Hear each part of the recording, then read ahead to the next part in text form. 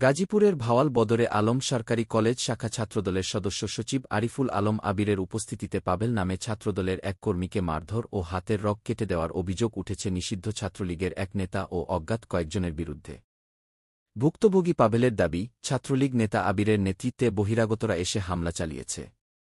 যদিও অভিযুক্ত ছাত্রলীগ করেন কিনা সে বিষয়ে নিশ্চিত হওয়া যায়নি। বৃহস্পতিবার ২৬ মার্চ দুপুরে ক্যাম্পাসের সংসদ হল কক্ষে এ ঘটনা ঘটে। স্থানীয় সূত্র জানায়, স্বাধীনতা দিবস উপলক্ষে ভাওয়াল বদরে আলম সরকারি কলেজে কনসার্টের আয়োজন করা হয়। কনসার্ট শুরুর আগে ক্যাম্পাসের সংসদ কক্ষে কয়েকজন নারী শিক্ষার্থীকে ইভটিজিংয়ের অভিযোগ উঠে।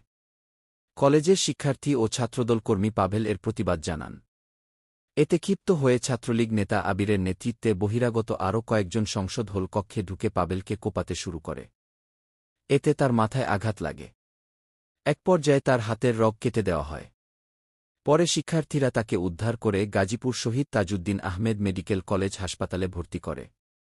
প্রত্যক্ষদর্শীরা অভিযোগ করেন, ঘটনার সময় কলেজ শাখা ছাত্রদলের সদস্য সচিব আরিফুল আলম আবির উপস্থিত ছিলেন। কিন্তু তিনি এর প্রতিবাদ করেননি। এমনকি পাভেলকে বাঁচাতে এগিয়েও আসেননি। পাভেল বলেন, স্বৈরাচার হাসিনার পতনের পর তার সন্ত্রাসী সংগঠন ছাত্রলীগকে নিষিদ্ধ করা হয়েছে। কিন্তু এই কলেজে নিষিদ্ধ ছাত্রলীগ নেতা আবিরের নেতৃত্বে একদল বহিরাগত এখনও ত্রাসের রাজত্ব কায়েম করে রেখেছে। তিনি বলেন, বৃহস্পতিবার তারা ক্যাম্পাসে ঢুকে ছাত্রীদের উত্ত্যক্ত এবং বিশৃঙ্খলা সৃষ্টি করেছিল। এর প্রতিবাদ জানাই। এটাই ছিল আমার অপরাধ।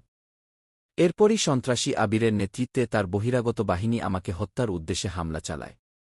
ক্যাম্পাসের ভেতরেই তারা আমাকে রক্তাক্ত করে।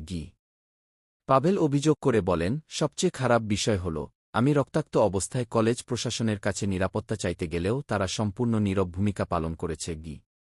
ছাত্রদল নেতার উপস্থিতিতে কর্মীকে কোপানের বিষয়ে জানতে চাইলে আরিফুল আলম আবির বলেন, আমি এখন ব্যস্ত রয়েছি, পরে কথা বলব। ভাওয়াল বদরে আলম সরকারি কলেজের অধ্যক্ষ সানোয়ারা সুলতানা বলেন, আহত শিক্ষার্থী আমাদের বলেছিল, ছাত্রলীগ ও বহিরাগতরা হামলা করেছে। পরে খোঁজ নিয়ে জানতে পারি, ঘটনাটি তাদের ব্যক্তিগত কোনো এক মেয়ের সঙ্গে আলাপ নিয়ে ঘটনাটি ঘটেছে।